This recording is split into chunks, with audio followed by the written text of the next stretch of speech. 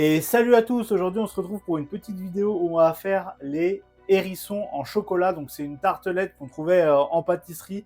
D'ailleurs n'hésitez pas à marquer en commentaire si vous en voyez encore dans les pâtisseries françaises. Ça fait longtemps que j'en ai pas vu.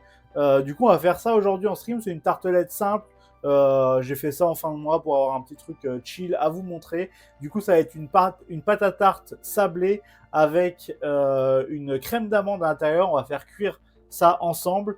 Et une fois que ça sort du four, on y laisse un petit peu refroidir et on va faire un dôme de ganache chocolat noir par-dessus et on va faire des petites pointes pour que ça ressemble à un hérisson, enfin vaguement. On va faire des pointes dans la ganache, mettre un petit coup de tamis avec du cacao dessus et on aura du coup notre hérisson. Donc là on va commencer par faire la pâte sucrée parce qu'il faut qu'elle refroidisse et on enchaînera après avec la crème d'amande. Allez, on y va. Pour la pâte sucrée, on envoie 100 g de farine, 50 g de sucre glace, 50 g de beurre et un œuf. Rapide, efficace. Paf. Tout ça, ça part en mélange au kitchenette jusqu'à ce que ça soit homogène.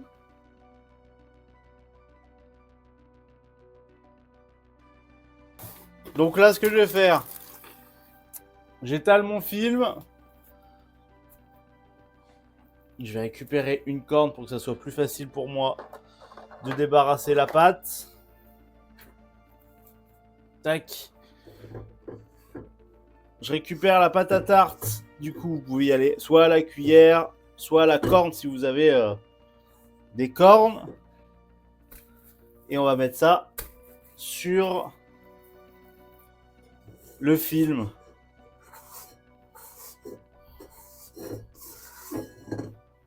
Tac. Elle est un poil douce la pâte, je la trouve, mais bon. On va y arriver. De toute façon, vu qu'on met de la crème d'amande, on va y arriver, ça va être assez facile.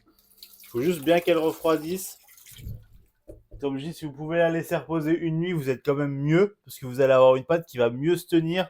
Vous allez avoir le gluten, l'amidon qui va bien permettre de se renforcer. Et du coup, vous allez avoir quelque chose de plus facile à travailler. Mais juste si c'est déjà bien froid avec le beurre qui va durcir au congélateur, les gens devraient avoir des facilités au travail. Donc là, j'ai replié juste pour pas que ça me colle au doigt. Et là, j'aplatis en appuyant dessus. Ce que je veux, c'est que plus ça soit plat, plus ça va refroidir vite. Même si vous avez des trucs au congélateur, je sais pas, de la viande, des légumes, un bac de glace ou n'importe quoi. Ah merde, je l'ai fait éclater ici.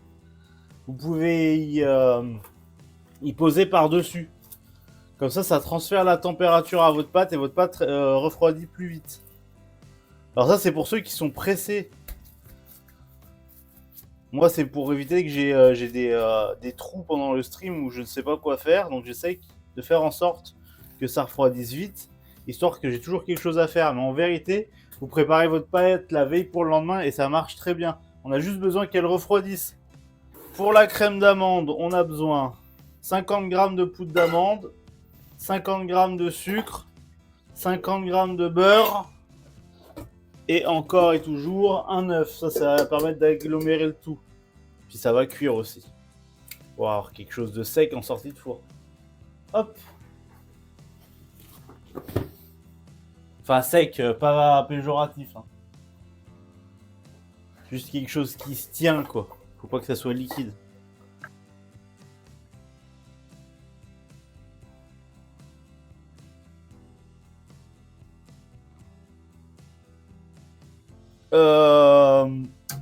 Du coup, je vais débarrasser ça dans une poche. Ça sera plus facile pour mettre en tartelette après. Vous savez, moi j'aime bien travailler à la poche. Si je pouvais tout travailler à la poche, je travaillerais tout à la poche. Hein.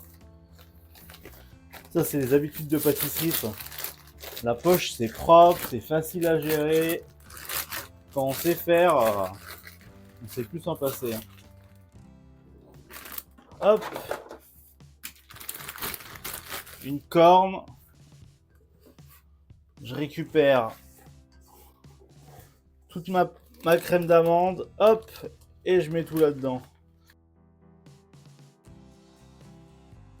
On a 128 grammes de chocolat et on va faire chauffer 128 grammes de crème. Comme ça, on mélange les deux, bien homogène. S'il faut, on peut même passer un petit coup de mixeur plongeant et notre ganache sera prête. Il ne restera plus qu'à la faire refroidir.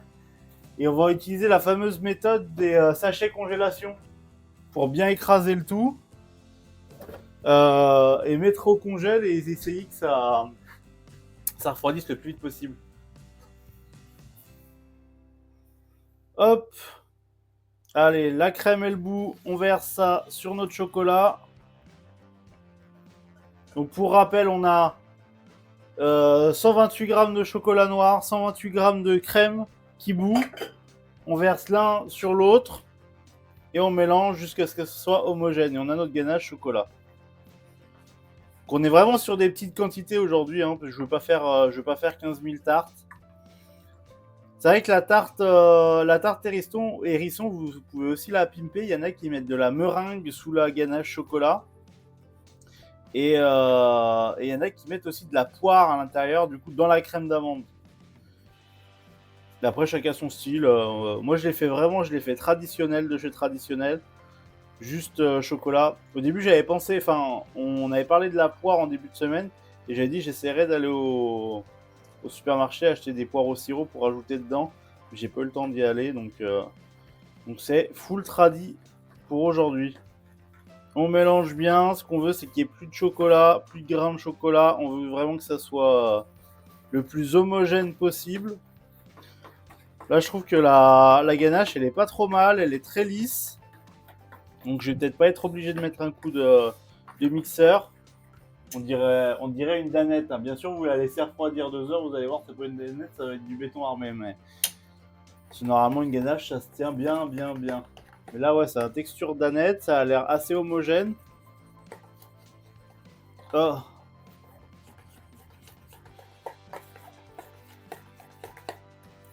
Tac. Voilà. On a une belle ganache. On va récupérer la ganache. On va tout mettre dans le sac de congélation, au congèle, que ça refroidisse, parce que tout à l'heure, on va en avoir besoin pour tailler nos hérissons. Allez, du coup, là, on va s'écraser la pâte qui a refroidi, qui était au congélateur. Alors, si vous avez la pâte et que vous avez fait votre pâte, il y a quoi? Allez, il y a une demi-heure comme moi. Ça fait même peut-être 20 minutes juste qu'elle est faite. Je vous conseille de bien fariner. Hein. Sinon, ça va avoir tendance à coller.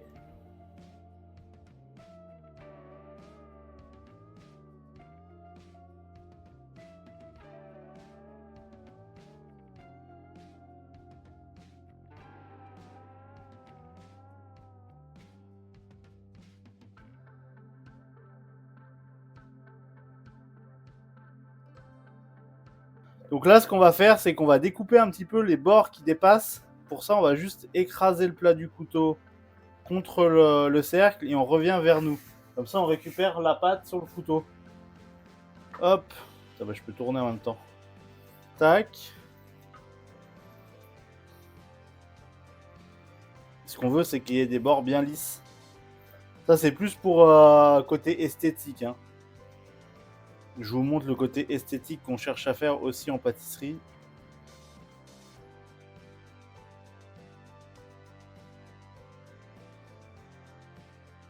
On va remplir du coup les fonds de tartelette avec la crème d'amande.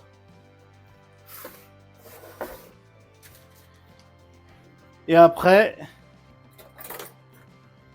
ça part au four à 170 degrés.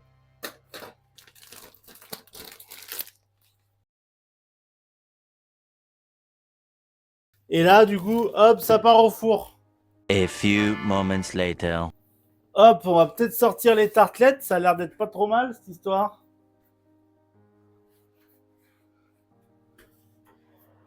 Hop.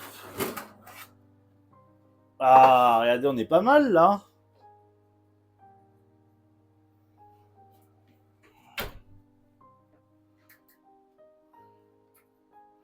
On va caler ça dans une assiette, je pense. Je vais les décercler, les mettre dans une assiette. Et je vais les mettre sur la terrasse. Je pense qu'il pleut pas. Je vais les mettre sur la terrasse et on va attendre qu'ils refroidissent 10 minutes.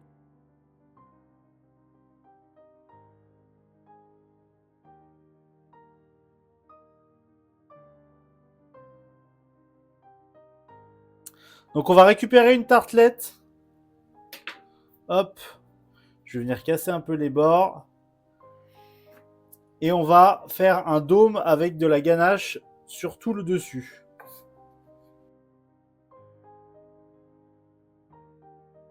Donc là, on a fait un joli dôme, du coup, de ganache sur notre tarte. Et ce qu'on va faire avec la spatule, c'est qu'on va piquer et on va revenir. Et du coup, ça va nous faire nos pointes. Et c'est ces pointes-là qu'on va se servir, du coup, pour faire le hérisson. Hop. Je fais ça très mal, je crois. J'arrive pas à faire les belles pointes.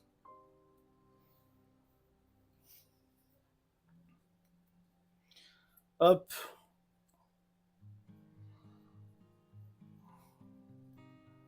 J'arrive pas à le choper celui-là, là. Il me fait chier.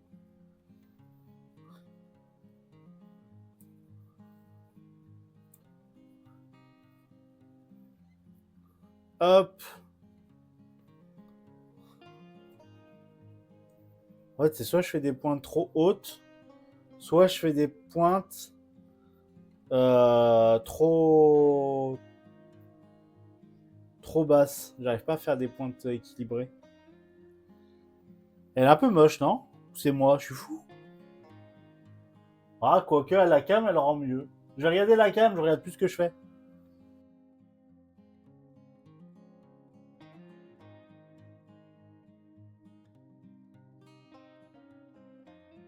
Et voilà, on a nos petites tartelettes hérissons, du coup. Assez facile à faire pour le coup. En vrai, ça nous a pris 2 heures avec tous les temps de refroidissement. C'est clairement ok. Hein. Sympathique ça. Merci à tous d'avoir regardé cette vidéo. Si vous avez kiffé, lâchez un petit pouce en l'air. Marquez-moi en commentaire si jamais vous êtes tenté par refaire cette recette chez vous. Et si vous avez des idées recettes à faire pour les prochaines semaines. Les recettes, je les fais toutes les semaines le mardi matin et le vendredi matin sur Twitch à partir de 9 h si vous voulez les voir en direct. En tout cas, je vous souhaite une excellente journée, une bonne après-midi ou une bonne soirée selon quand vous regardez cette vidéo. Et à la prochaine pour une nouvelle vidéo, une nouvelle recette. A plus tout le monde.